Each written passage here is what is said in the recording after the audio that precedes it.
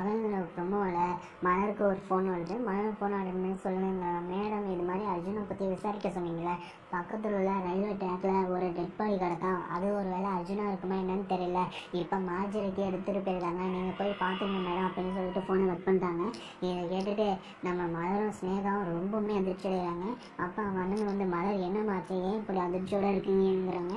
அண்ணன், இது மாதிரி நான் அர்ஜுனை பற்றி விசாரிக்க சொன்னேன்ல, பக்கத்தில் உள்ள ரயில்வே ட்ராக்கில் ஒரு டெட் பாடி கிடக்கான், அது ஒரு வேளை அர்ஜுனோட பாடியாக இருக்குமா என்னன்னு தெரியல மேடம், இப்போ மார்ஜரில் தான் இருக்கு, வந்து பார்த்துக்கணும்னு சொல்கிறாங்க.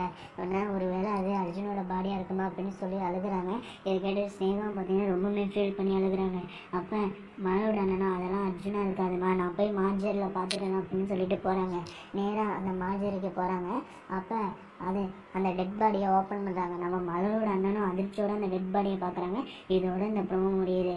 அது உண்மையிலேயே நம்ம அர்ஜுனோட பாடியா இல்லை வேறு யாரோட பாடியாங்கிறதையும் நம்ம வெயிட் பண்ணி பார்ப்போம். இந்த ப்ரோமோ பற்றி உங்களோட கருத்துக்களையும் கீழே உள்ள கமெண்ட் பாக்ஸில் கமெண்ட் பண்ணுங்கள்.